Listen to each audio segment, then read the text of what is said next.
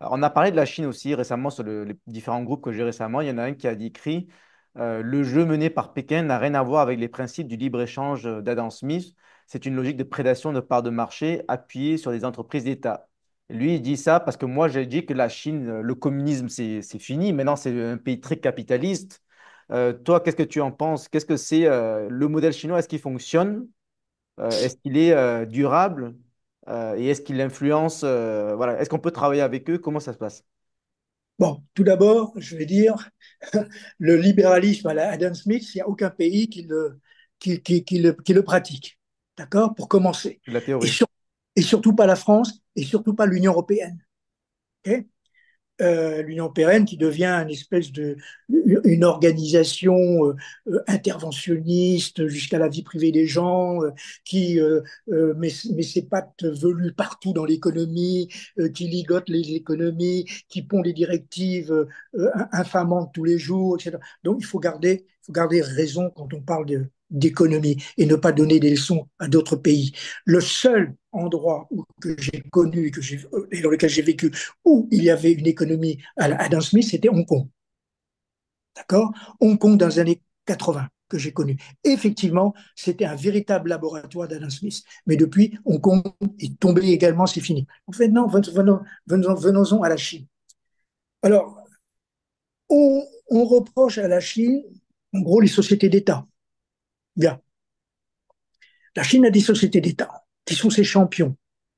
Mais quel est le mal? Je veux dire, les 30 glorieuses françaises sont faites sur des sociétés d'État, avec un État stratège que De SNCF, Gaulle, EDF, tout ça, tu veux dire. que de, que de Gaulle dirigeait. Même les banques. Les banques étaient nationalisées, tout était nationalisé. Et c'est parce que on avait cet État stratège avec des sociétés d'État qui répondaient aux injonctions politiques du gouvernement gaulliste que la France a connu ces 30 glorieuses. Et lorsqu'on a commencé à privatiser en 1983, les socialistes ont commencé à privatiser et ensuite à se lancer tête baissée dans la mondialisation, c'est le début de la fin de l'économie française. Donc moi, je trouve qu'il est excellent d'avoir des sociétés d'État, surtout dans des domaines stratégiques. Il n'y a aucune raison de laisser ces domaines stratégiques comme étant des proies pour l'extérieur, premièrement. Deuxièmement, les États-Unis aussi, ils ont des grosses entreprises, des champions qui sont subventionnés par, par le gouvernement fédéral. Et d'ailleurs, le Chinois traîne un certain nombre de dossiers devant l'OMC sur ce plan-là. Donc, je pense que ce n'est pas un point sur lequel on peut critiquer la Chine parce que les vrais pays qui défendent leurs vrais intérêts nationaux, eh bien, ils mettent en place ce type de politique. Et c'est pas parce que nous avons renoncé à cela que maintenant on va critiquer les autres de le faire, et notamment de la Chine. Si on critique la Chine, il faut également critiquer les États-Unis. Est-ce que la Chine, c'est un pays communiste ou encore un pays communiste? Alors, la Chine est un pays hybride. Ce n'est plus un pays communiste, mais ce n'est pas un pays libéral. C'est ce qu'on appelle le capitalisme rouge.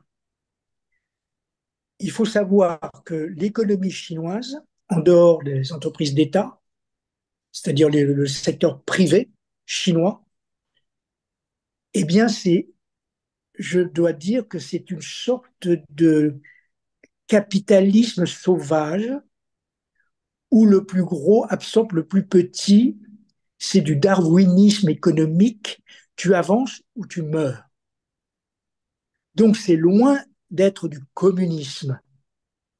Il n'y a pas de protection sociale si c'était le communisme, comme ces gens-là prétendent.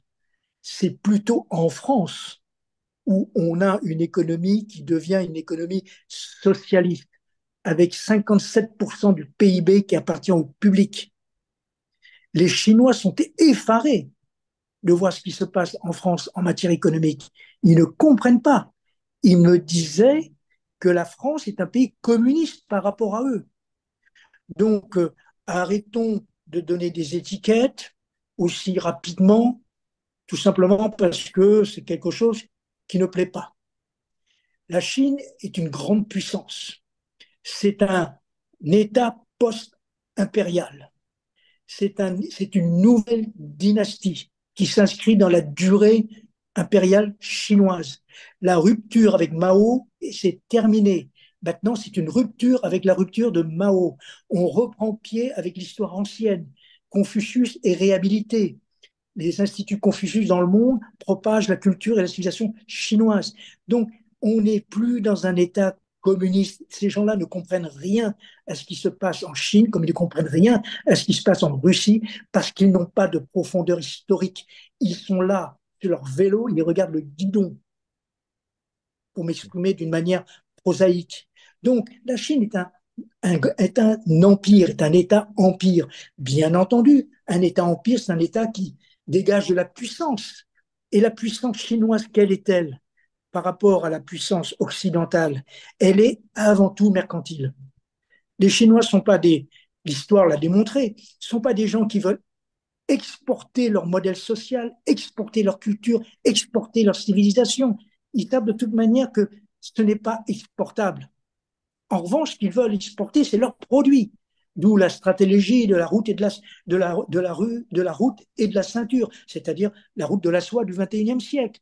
Donc, ce qui veut dire que oui, c'est une menace si on ne fait rien, si on reste figé sur le 35 heures, si on refuse de travailler, si on refuse d'investir. Oui, c'est une menace commerciale et économique et ils vont nous absorber, mais ils vont nous absorber selon les règles libéralistes que nous avons créées.